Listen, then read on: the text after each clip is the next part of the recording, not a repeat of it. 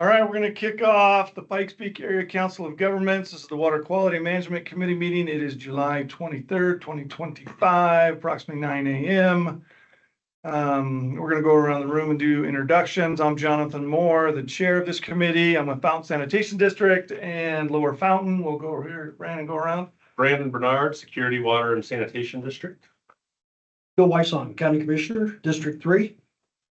Roy Heel, Security, Water, and Sanitation Districts. Wally Eves, Woodman Hills. Angie Martell, Environmental Planner at PPACG. Joshua Watkins, Cherokee Metropolitan District. Jared Berner, Public Policy and Communications at PPACG. All right, if you're online, just fire off. Don't be shy. All right, I'm Patty. I'll start. I'm Patty Zillow with Colorado Springs Utilities. JD Shivers with Woodman Hills Metro District. Adam Summers with AquaWorks DBO. Craig Dossie with Vertex Consulting. Mark Foley with Colorado Springs Utilities. I'm Connie King, law firm representing Security, Upper Monument, Lower Fountain. Darren Adami, Strammer Hills Water and Sanitation District.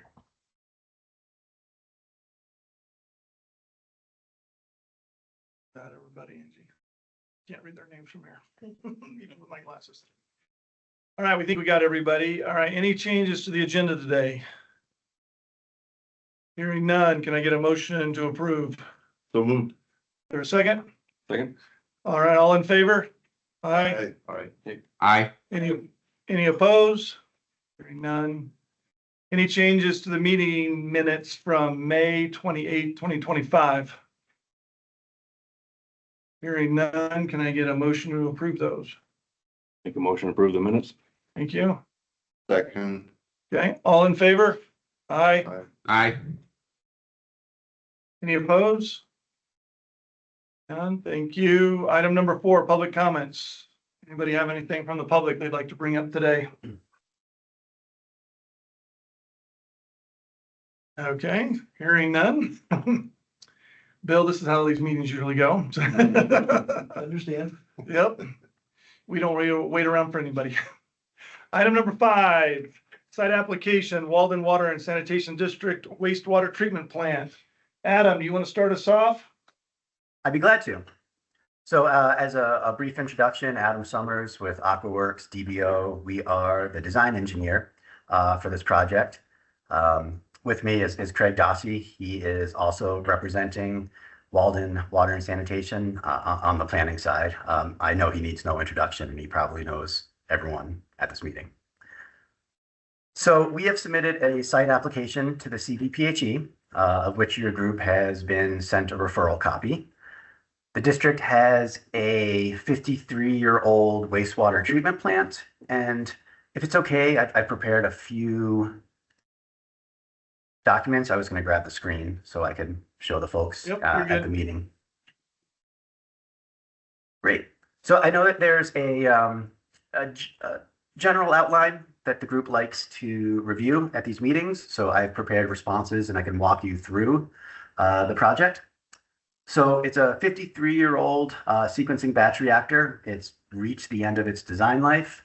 It is ready to be upgraded to current state-of-the-art technology.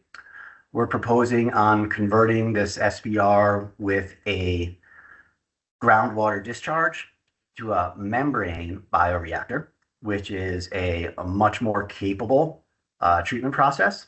It'll produce a higher effluent quality more reliably because, well, we now have SCADA and backup generators and telemetry, all the features that a current contemporary wastewater treatment plant has. We are planning for this project.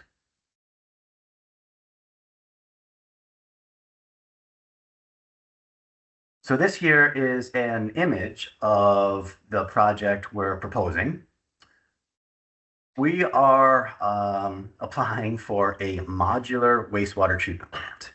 I work on a lot of small wastewater treatment plants here in Colorado, and we specialize in this modular system where the majority of the treatment equipment is fabricated off-site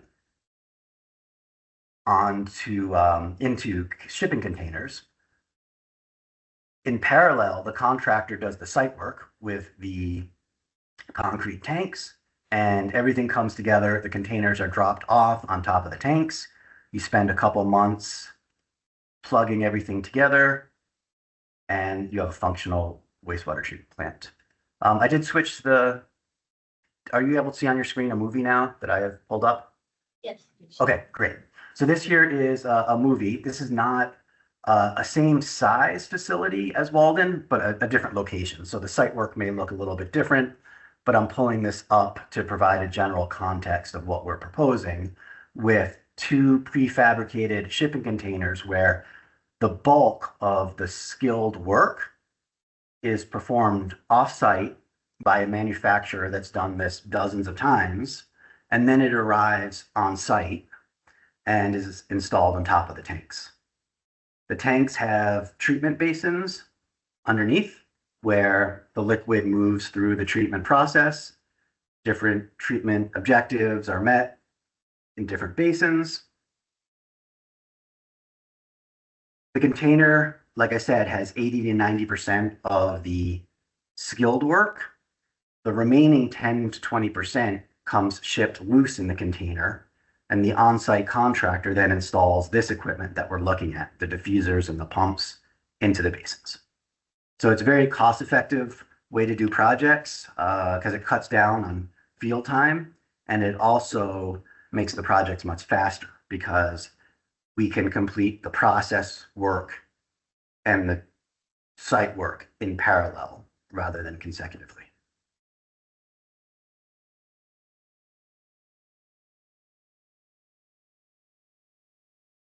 So back to the agenda for today and going through the questions that the committee would like to review.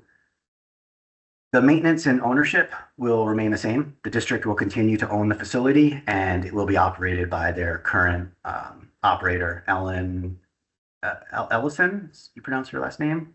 Sumacor. She'll be the contract operator for the facility.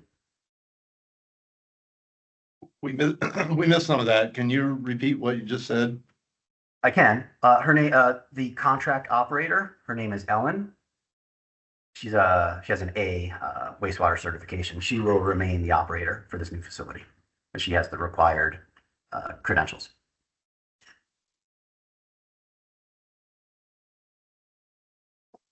In terms of capacity, the current facility is rated for 110,000 gallons per day, and we are proposing to increase that to 150,000 gallons per day. Here's the breakdown of how I quantified that. I used very conservative numbers. And just for comparison, the existing facility is sized at 110,000 gallons per day, but I think on average they treat around between 40 to 50,000 gallons a day. So we do have a very conservatively sized facility plan.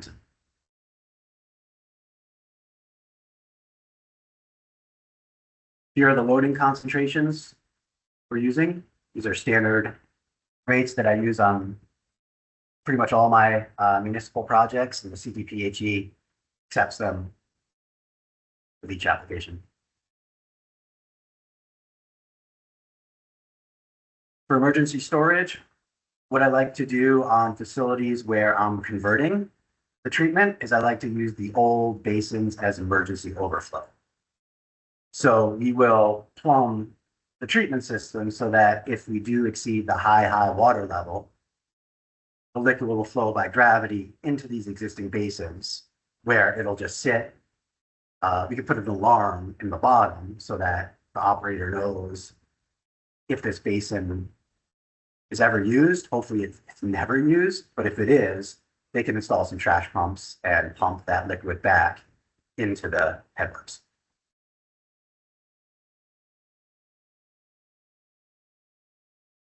For the service area map, this is the lot that contains the wastewater treatment plant. And then this here is the district boundary. And then lastly, for the proposed site plan, the site consists primarily of these 2 large ponds What they do is they store the effluent in this one, and then over the summer months, they spray irrigate the wastewater treatment plant lot. We've applied to convert this groundwater discharge to a surface water discharge. The existing treatment plant is in this area. We plan on installing the new plant right adjacent to it so that it's no more or less impactful to the neighbors, which are right along this area. So we're maintaining the buildings in generally the same location to not increase any disturbances. So that's what I came prepared to talk about today. We met with some of the attendees today last week. There were some questions which we've since responded to. So I know Angie sent those out to the group, but I'm pleased to discuss whatever the committee would like, including the response to the questions we submitted. Thank you, Adam. Welcome. Craig, do you want to add anything or do you want me to turn it over to the committee? I don't have anything to add other than, we did provide the responses. I think, Jonathan, you had a question about the some of the site cleanup and security. Hopefully you got those answers as well. If you need me to expand on any of that, I'm happy to. I'm going to open it up to the committee first, if they have any questions, before I get into mine. I'm good. I have questions. Go ahead. Back in the day, members of the SARC and the Water Quality Management Committee, I remember they were sticklers about asking for a photo of the sign that says we're going to do something here, which is in the packet. And they're already also sticklers for verifying the ownership of the property that the facility was going to be built on. And I'm not, in thinking that through, it seems like this committee has some responsibility to verify not only the technical aspects of the facility, but who's going to operate it long term. I mean, I assume that this will have a perpetual existence. And so I don't know what this committee's responsibility is, but I assume the state will have questions about ownership and ongoing maintenance and so on and so forth. So I started trying to dig into that a little bit, and I could not find Walden Water and Sanitation District in either county or state records. The site application refers to Walden Sanitation District. I couldn't find that. All I could find was a Walden Metropolitan District #1 and #2. And the information on those is very vague.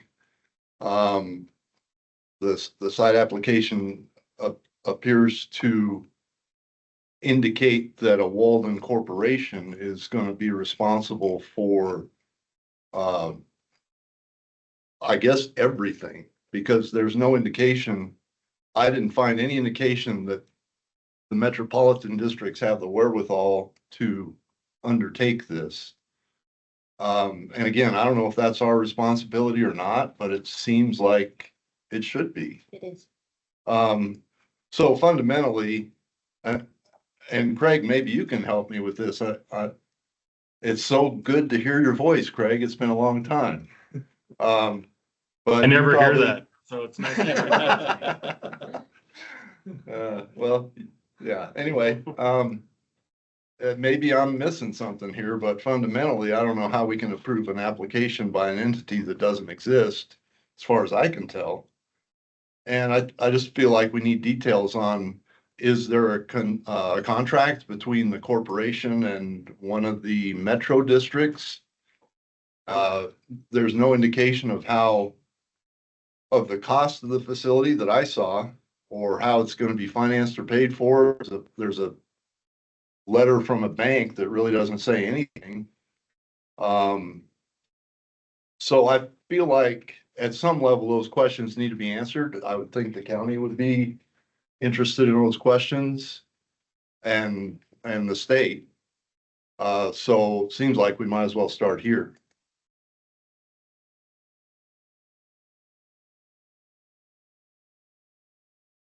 Would you like me to address that? I think I can. Okay, So, believe it or not, when I was at the county, I actually was the staff member that reviewed the service plan for the Walden Metropolitan District. It was intended to be sort of replace the corporation. I don't know that the corporations necessarily cease to exist, but the district does exist. That was formed, gosh, probably 10 years ago. right. The Metro District does, but there's no, as far as I could find, there's no such thing as the Walden Water and Sanitation District, and those are, as you know, those are two different things, so. I was able to find on the water side, a monitoring schedule for Walden Water and Sanitation. Is it the same one? Yeah, because it's run by Ellen Elson. Oh, okay. Okay. I'm sorry, Craig, please proceed. I mean, I think hopefully that answers the question is, they do have an entity that's responsible financially. And then, I can't speak to the difference in terms of water and sanitation district. I'd have to do some research on that. But that's the background I can provide is that you may have three entities here. I'm not 100% sure. I know there's two. Well, when you look at the Walden Metropolitan District number 1 and number 2, one of them collects, I would say a nominal amount of property tax and then transfers that to the other Metro District. But all those funds are used for basically consulting. There's no budget for capital improvements, for operations and maintenance. It doesn't look like the districts do anything, and that's fine. But, and again, I don't know what responsibility this committee has for verifying that there's a contract that covers all that stuff. But if there is, I don't know that we need to scrutinize it, but it seems like it ought to be included. We ought to know that there is a contract, and we ought to know that those property owners are protected. There's no indication they receive, there's no indication the Metro districts receive any money for as far as rates to operate the facility. And I just don't know who oversees that stuff on behalf of those property owners. If it's not us or the county or the state. Yeah, it would be, obviously it would be the state. And this, it's really DOLA at the end of the day.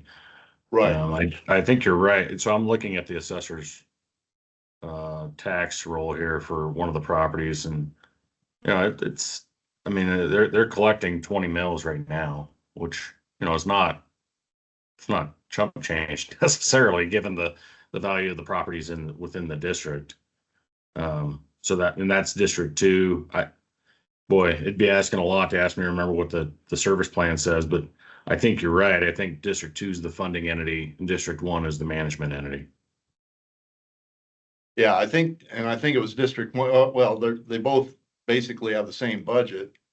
But the last one that I saw was $100,000 was what they collect. And then the bulk of that goes to consultants, but there's no indication what those people do.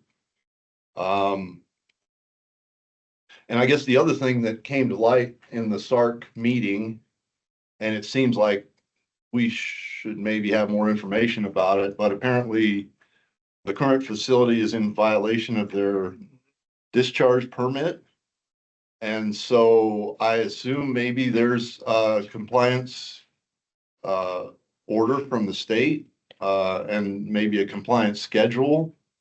And, you know, Brandon and I were talking about this and he says, well, they gotta do something.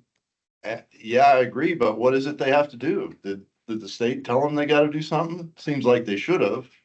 And so is that something we should be privy to know what the state told them they have to do? And I don't have that specific information. I don't know, Adam, if you. I can speak, yeah, no, I can speak to that. So I'll just, if you do turn to page 14 of the site application, it's 14 of the PDF, page 12 of the report. It does summarize the violations and they're not extensive. The existing system does not have a long history of violations. You can see them right here. This is what we have. There is no compliance actions, or this facility does not have the intention of the CDPHE. Okay, thanks for that information. Adam, I thought in one of those reports, it said this has been going on for like 15 or 20 years. Specific to what activity? Non-compliance, not meeting the discharge. For nutrient limits. Yeah, Page 11 states that there was a compliance schedule issued on February 1st, 2018. For permit number COX 631032.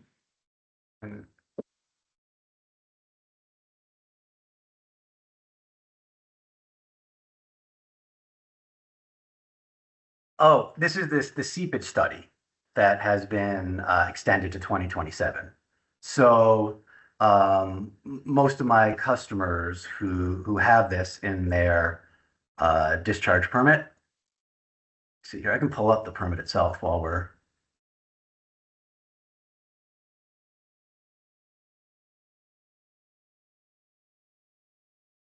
So this here is their existing groundwater discharge permit.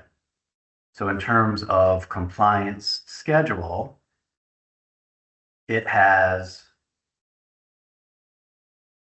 essentially what we're doing is we are voluntarily following this schedule. So we are planning on addressing the requirements of the CDPHE.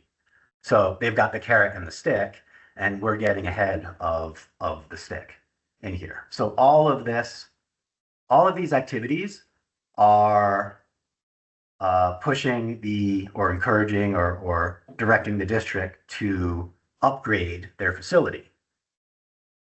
So we are following that path that they're directing us to follow.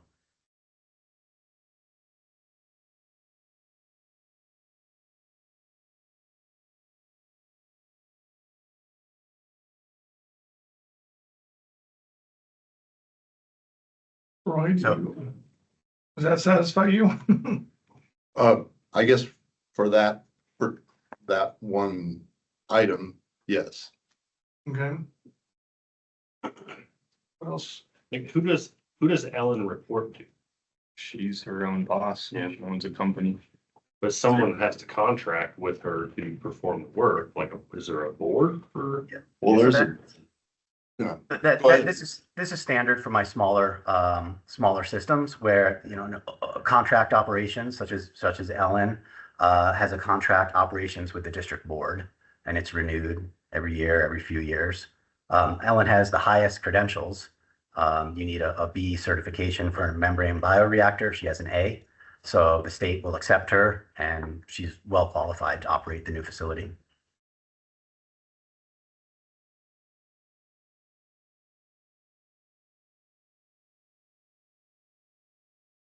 But if I can circle back around on some of the questions about the district versus the corporation. I'm looking at the service plan right now, the magic of the internet. There is a contractual relationship between the district and the corporation. The district also has the ability to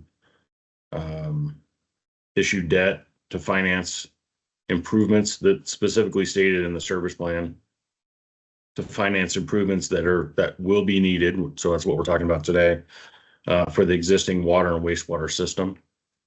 And they specifically call out that the fees that are collected could be retained by the corporation, but that the district can fund maintenance and any additional improvements.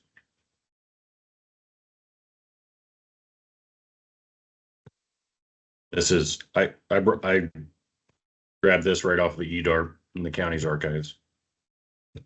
Yeah, Craig, I looked at their service plan too, and it authorizes them to issue up to $15 million in debt. But that was 11 years ago. I don't know if that has a shelf life or not. But again, no indication of how, I don't know, do they bill for services, and is that the corporation that bills for services?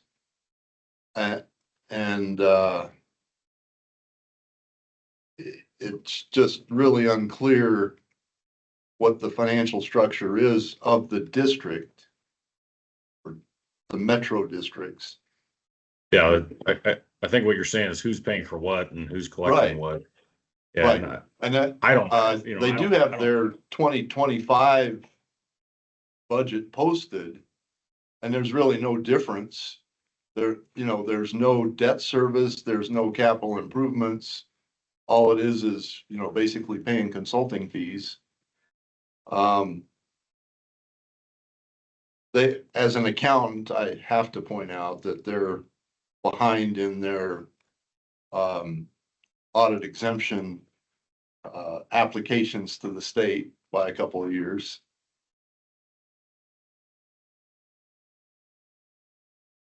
So their maximum debt mill levy is 40 mils, so basically double what you've identified there and what's existing. But obviously I can't speak to their financial relationship with the corporation. But we could certainly get that clarification if you'd like it. Well, I think I'd have to have that in order, to represent my vote on this application. I'll also add that for consistency with the 208 plan, we do need to make sure that any applications, this type of application with building a new facility, we have to show financial ability to keep up with operations and maintenance. And so we need to know that it's going to work. If we're going to put this in, can they continue treating wastewater forever? Essentially, the wastewater is not going to stop flowing. So we need to know that they can, they're capable of running it and doing improvements as needed.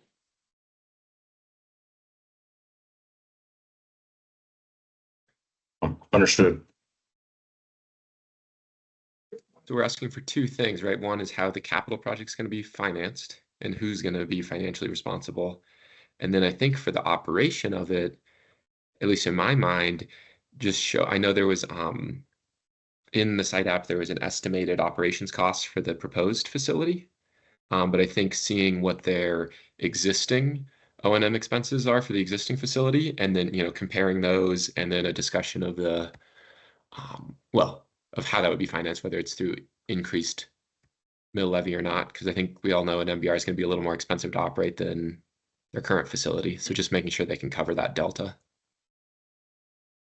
Is that the kind of, am I understanding what we're asking for? Yeah, I think it was 260,000 a year was what they estimated for operations, but that's for 381 homes and 2 schools.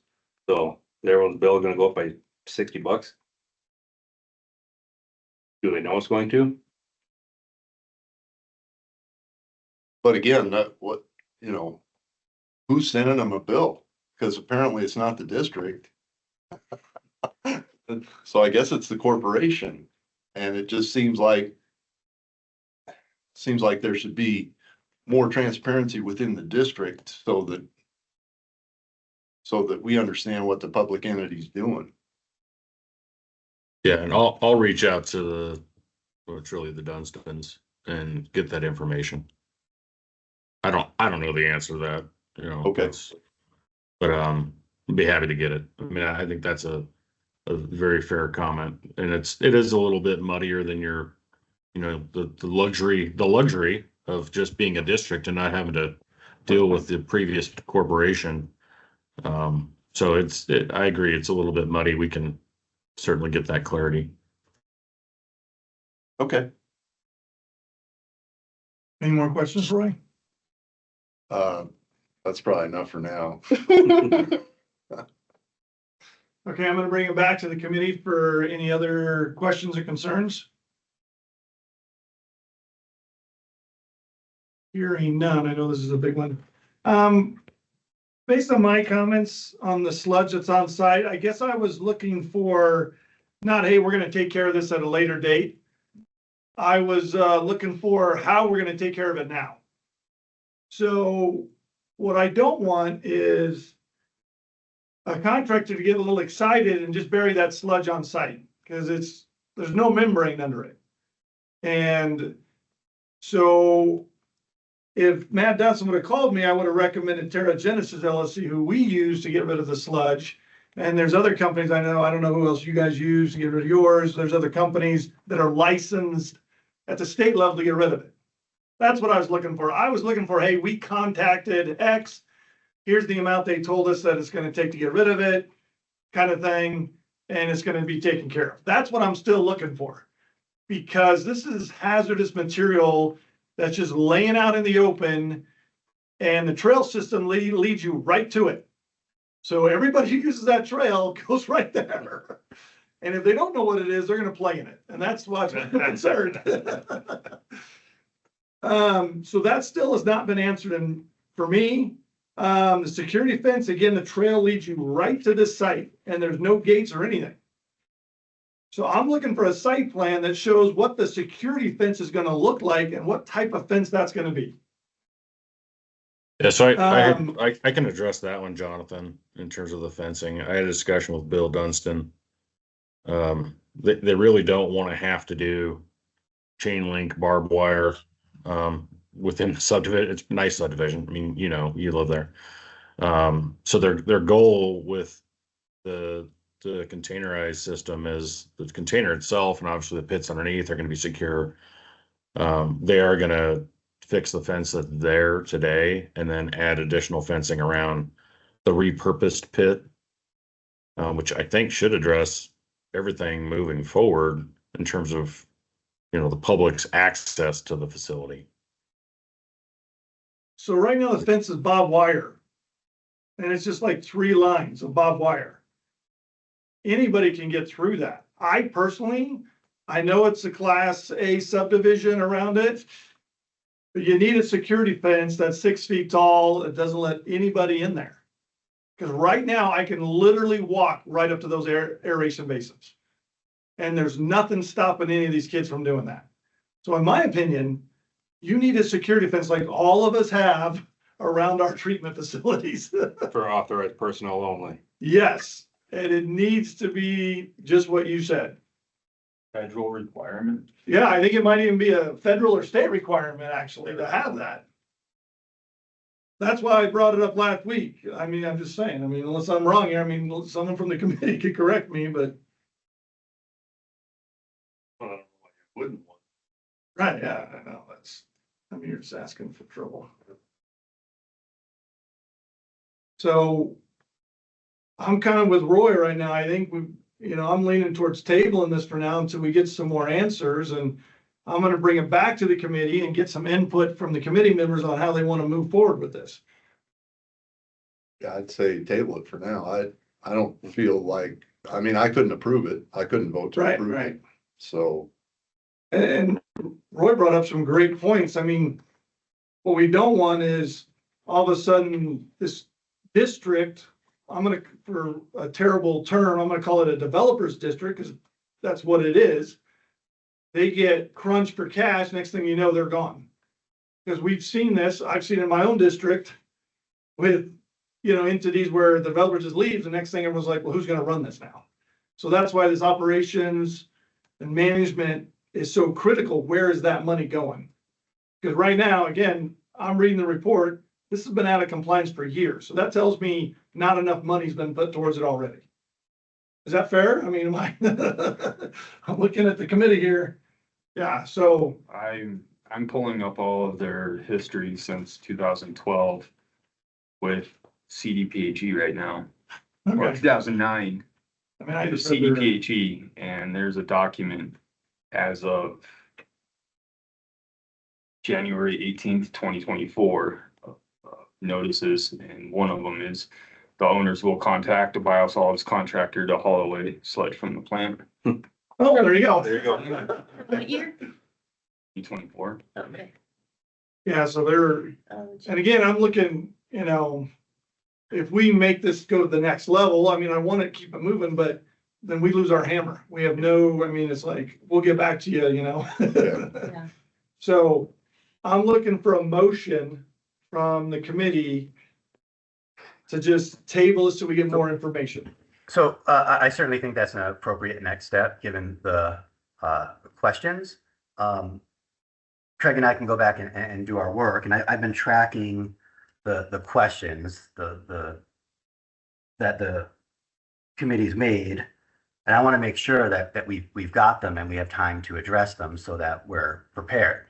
So for example, so we're looking at some clarity on the distinction between the district and the corporation.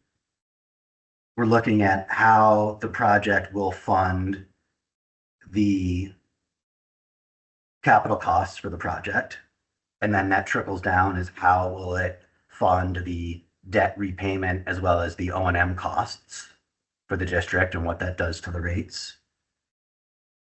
And then Craig will look into getting the biosolids removed, revisit the fencing issue.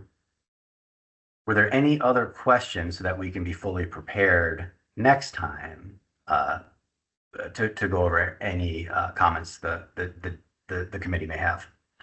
I think one other one was the fencing too, Adam, to add to my list. Yep.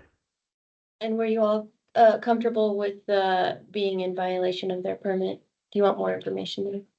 I think that'd be really helpful. So I think that kind of leads into something I concerned about was the actual operator on there. Because you made a lot of assumptions on these numbers on here, especially with the BOD. The numbers the operator was submitting are nowhere close to what can be even possible for an initial BOD. So how comfortable are you with, I know you said, yes, she has the certifications, but is she capable? Because these numbers kind of show that testing was not done appropriately. Oops, sorry. Yeah, so I use a 300 milligram per liter BOD, which is what I use on all my projects. Even if I had empirical data that said it was 275, I'd probably round up to 300 milligrams per liter anyway. I don't think having the low BODs, one can conclude that the operator is not qualified to operate the facility. I was curious if there was some sort of vault or something upstream that's not, where they're digesting the BODs. BODs samples can be notoriously difficult to grab a representative sample. Not really. I think I have seen lately that the BODs are creeping back up. So, yeah, I haven't, I've spoken with Ellen and I do find her really qualified to operate this facility. Do we want more information on that? Has she operated a facility like this before? She operates, it's a membrane facility. She operates membranes on the drinking water side, but her credentials exceed the CDPHE's requirements for this facility. I think what we're looking for is there's a difference between book smart and real world smart. And that's kind of the difference I'm seeing is, again, some of these numbers are not physically possible, which means either they sat around, it just wasn't, to me, it just wasn't done correctly. And I think the people that are paying for this thing need to know that they have a capable operator.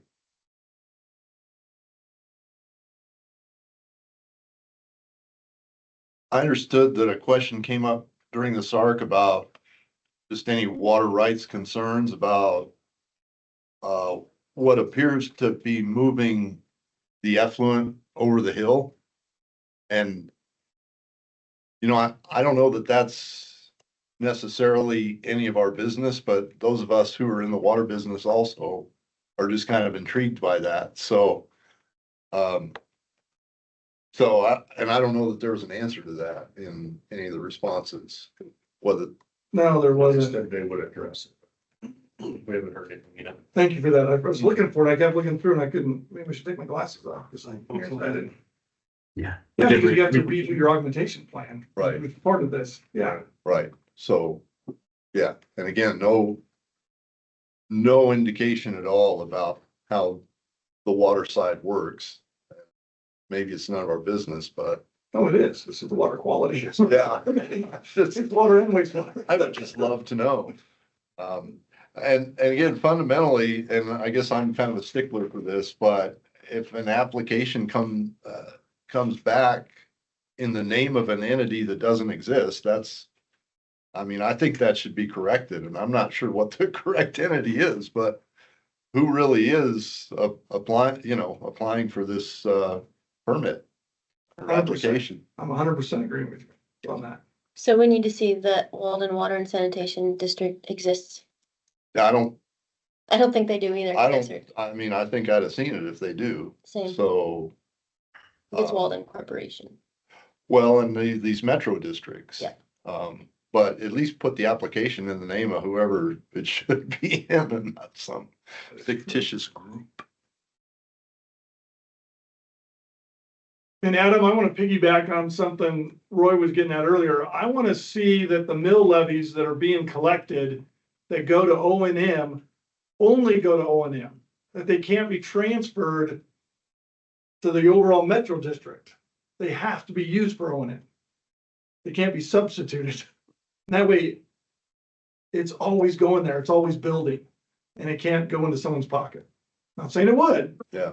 But we've seen it before. Well, there's no indication of any reserves or anything. Right. Yeah, what you think? So I think I saw something, there's like, is it every 10 years the membranes have to be swapped out? That's average lifespan of a. So there's a cost you're gonna put money away for. Every membrane is different due to the fact that you have sheet membranes or hollow fiber, or there's a lot of different versions of them, so.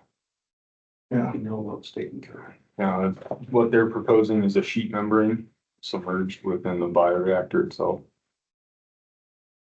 And I'm 100% updating this facility. I think everybody wants to get you there, but there's just some hardcore questions we gotta have to get you there Sure, that we've all learned probably from Hard Knocks over the years. sure. No, and these 7 or 8 questions that I've been tabulating, they're all things we can respond to. I was hoping to get the response from about the water rights before this meeting. We had a week to respond, so I forwarded that request to the Dunstons to get that looked at. And when would the next meeting be for us to come back with responses to what we've talked about today? I personally don't want to schedule that yet until we get some answers sent out, because Angie will send them to the whole committee. We do have this every month. We do have it every month, but I want to add that we do have some guidelines in our 208 plan. It's not like hard and fast of moving these along at a certain rate. Right. So I might suggest, and it's up to this committee to decide, that we do, technically our meeting isn't until next month, but we may consider doing maybe a special meeting to see this sooner. Just because of I that. kind of felt that's what we did though. We told them there was a week and they said they could get the answers to us. And I don't feel like I got my answers. So I'm kind of disappointed in that. That's why I'm like, until I see it, I really don't want to Sure. throw it on the schedule yet. I guess the point is we can be pretty flexible, Right. but I think we need to have the questions answered before we schedule something. Yeah. I think we have So a better idea, Jonathan, of how you would like the questions answered. I think we probably just didn't provide the level of detail you're looking for. I get that. That's fine. Yeah. We did put a request in, apparently from both ends with the water attorney. We still don't have that answer. I don't think that there's an issue there. If anything, there's probably a a beneficiary somewhere downstream that's gonna get the benefit of that surface discharge. But we can circle back around on all these. I'm taking copious notes here. So hopefully between Adam and I, we've captured everything. And I can also send you the just bullet points of notes, questions that I have taken notes on as well, if that helps. Yeah, I mean, if something that can be vetted with the committee before Angie, before you send it to us. And then, that way we make sure we got everything. Happy to do it. Okay. Yeah, Greg, every drop of water in this state is accounted for. I guarantee you that. Oh, I know that. That's what I'm So saying. what I'm looking Junior- for is, hey, yes, we have to redo the augmentation plan, and this is what we're gonna do to redo it, and this is the time frame. Something like that. I think that's reasonable. If necessary or not. Or not, yeah, maybe Let not, us know. but I guarantee it is. Yeah. So, yeah. Yeah, we'll prod the attorney for that answer. Yeah. Yeah, anything else from the committee? I see on your, the site application drawing, there's an existing water well kind of to the bottom of the page. Is that like a drinking water well, or do you know what that's used for? Which page? The fancy pond drawing. Yeah, your site The site plan. plan? It's not a drinking water well because they're on public. There's a sanitation district, yeah. Okay. There's the process. Sure, it's Right. pretty close to. So I think I'm looking for the committee is a motion to table this. So moved. Okay, is there a second? Second. Okay, all in favor? Aye. Aye. Aye.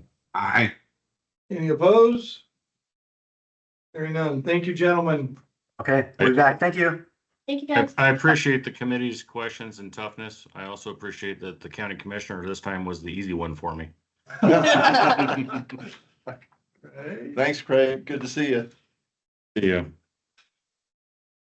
Yay, that was action 5. This is action or item number 6, discussion items. I'm gonna turn it over to PPACG for this, please.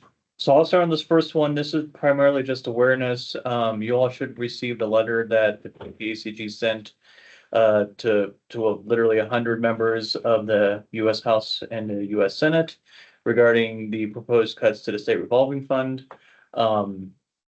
Those were sent out, that letter was sent out on June 27th. And it also went to several of your board of directors if it was public, just for awareness of the action being taken. The House subcommittee overseeing this budget met last week, and is proposing about a 25% cut. So instead of it going down to 155 million, it'll only go down to 1.2 billion. The full House Appropriations Committee met yesterday and pushed that through as well. So just providing an update on where we stand. Definitely not nearly what was proposed. Still a cut, but definitely not 90+% as it was, but closer to about 25%. Happy to answer any questions as I'm able to, but just want to provide an update since all that had happened since the last Water Quality Management Committee in May. And with that, I talked to our executive director, Andy Gunning, about this afterwards. And he acknowledged that thank you for bringing this to our attention, that this is an issue that the funding for this keeps getting cut. And so he said the fight's not over and we're gonna keep looking for opportunities to address folks who can give it more funding. So we're still working on it. And I really appreciate the support of PPACG in this because it's a critical issue and across the country. And I really don't know what the solution is other than Congress doing what everybody's telling them and really restore it to what it used to be without the earmarks and because it was, I guess that's government. When something's working good, you gotta change that. We also sent it out. There's 4 208 agencies in the state. We sent it out to the other 208 agencies. And so 3 total, we know sent out letters. There's 1, I don't know if they submitted a letter or not. But also I think we want to have the discussion of funding it to what it used to be, like at what point in time, like what do we want that funding to be? What are we urging for Yeah. fully? Well, and I don't know the numbers, but the problem that happened a few years ago is that they took, half of it and used it for earmarks. Yeah. And those, I mean, I gotta say, we applied for the earmarks and didn't get them, so I'm bitter about that. But it works a lot better as a revolving fund because then that money's replenished and those grants aren't, so. And they're also redoing, what is the study called? It's the watershed needs survey or water needs survey. It's basically what was used to justify, if you saw the number 630 billion, I think, in needs, it came from that survey. And so part of this legislation would do that survey again. As we learn more about that timeline, we'll definitely let you know, because some of the shortcomings in the survey just nationally is that, I mean, smaller districts, you're wearing 10 different hats. A survey is probably not high up on the list when you're just trying to make sure you're doing what you have to do. But make sure that, and Angie and I will look for that and work with CDPHE and EPA to make sure that when that comes back out, everyone knows about it and can make sure to document the needs. That'll be a big piece of that puzzle, so to speak. Speaking of earmarks, one of our congressional members did submit her earmarks to two projects. Wastewater projects are part of her request.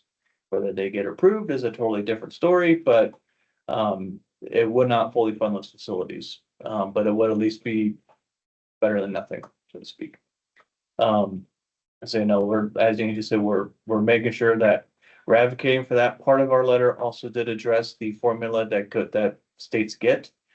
My understanding from our research was that formula has not been updated since 87 when this fund was established, which means that if it was updated right now, Colorado is getting roughly half of what it should as a growing state.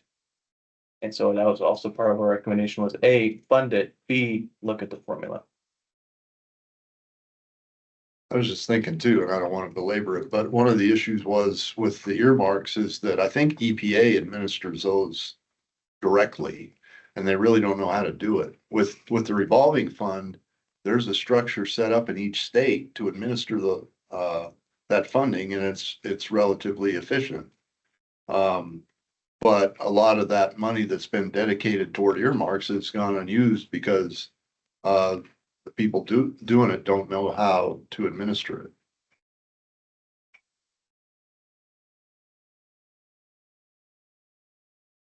So, but yeah, just an update, continue to work on it, but yeah. Good notes. Thank you, Angie. All right, B? Yeah. So I wanted to follow up on a few comments that you guys made at our last, larger 208 plan update meeting.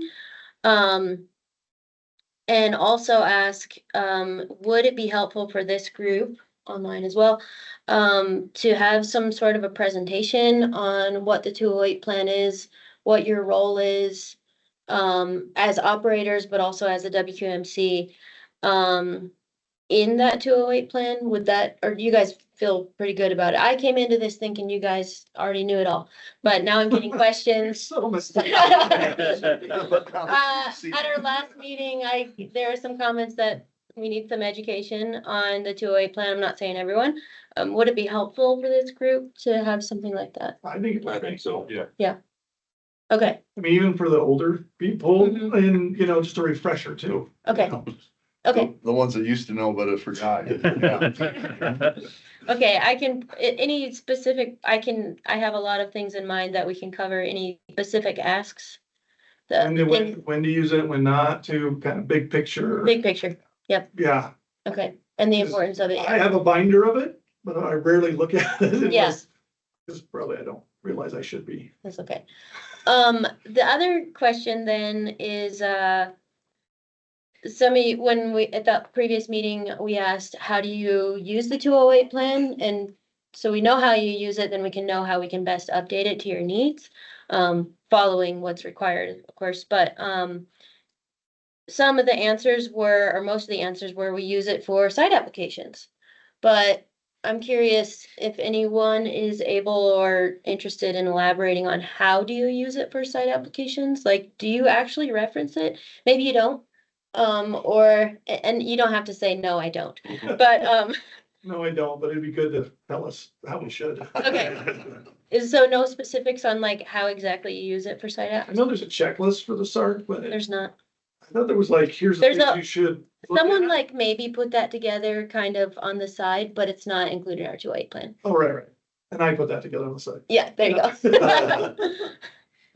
Yeah. Okay. Yeah. I'll work on that. I just kind of wanted to know what your needs were. So I just thought you guys knew everything already, so we'll get some together. Thank you. All right, Is that it? that's all I got. Sweet. All right, any questions for Angie on the 2-way plan?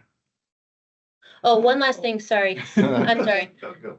Just in case anyone here did not get the meeting doodle polls for the specific watershed, they're not doodle polls, but meeting polls, for updates on your specific watershed, please let me know. We're gonna be setting up meetings specific to each watershed, so hopefully anyone can come to all of those, or you can just attend the one to your specific watershed. So if you didn't see the invite, well, it's not an invite. If you didn't see the poll, let me know. But I think I sent it to everybody. I really like that poll, by the way, because it It's shows nice. the whole thing and you just Yeah, highlight, you just scroll down. It's That's much easier. easier than the other ones people use. agreed. Yeah. Glad you like it. Okay. Item number 7, information items. Anything, anybody have anything? Yes, please. So I'm Karen Rowe. I'm the PPACG Regional Grant Navigator. I know the federal grant programs have been reduced. They, Water Smart programs, which was a really good program, had been canceled, and they're hoping some of those will start coming back. There is a USDA revolving fund, but it's only $1 million to help communities expand or improve water and wastewater systems using short-term loans. I don't know.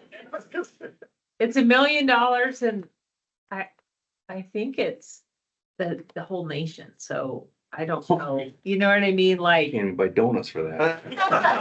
that's what I was thinking. I'm just not sure, but it's due August 7th. Provide grants to qualified profit and nonprofit capitalizing revolving funds for the purpose of providing financing to eligible entities for pre-development costs associated with proposed water and wastewater projects with, or with existing water and wastewater system, and short-term costs incurred to equipment, small-scale extension of services, and small capital projects that are not part of the regular operations and maintenance activities of existing water and wastewater systems. I can send it out if need be. It's under USDA is the one, but I don't know too. Cripple Creek did sign up for, and it is going now, the Water Technical Assistance Program. So EPA, I had a lot of cuts, and I just wasn't, I was pushing this before, but now but I wasn't sure if it was gonna stay. So EPA does have a water technical assistance program. Cripple Creek signed up for it last year and has been slowly moving through it. And what they will do for free is look at your agency for your drinking water and wastewater and see what you're doing financially. They'll get a consultant on board to help come up with a plan for some financial assistance, like look for grants, as well as look for opportunities for financial funding for the projects that you have. So it's called Water Technical Assistance. It's still in place, and they hire the consultants at no cost to you to help you come up with those plans. It does require some, time from your agency on meeting with them and providing the financial information so they can understand it to make sure you're eligible, for going after the grants. And so they do now have a scope of work for a consultant to come on board, and they're reviewing that now, and then EPA will hire that consultant to help them out. So, I can forward it to you if you want. It's just been, I've been a little bit on hiatus because I don't know which programs are in place or not in place or what's coming back. And that one in particular, I was worried it was going away, but it's not. It's still there. So it's the EPA Water Technical Assistance. Besides that, the the state is probably the best source for funding different programs, but I don't have anything specific to water and wastewater. I know that's a big topic for a lot of you.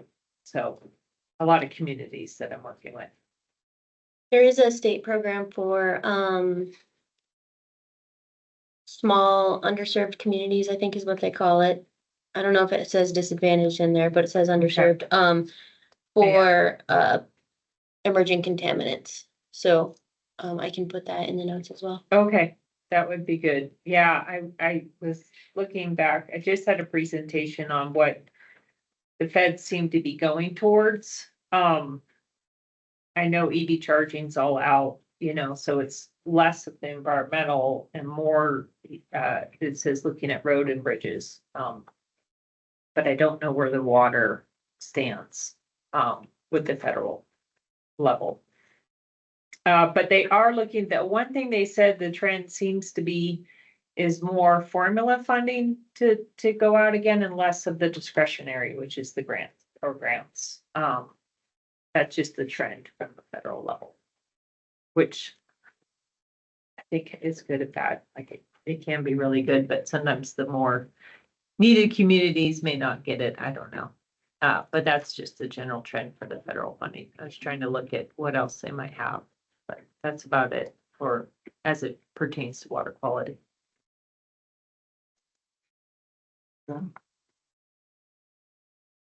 Awesome, thank you. Item number 8, member entity announcements. Anybody have anything? Hearing none, okay.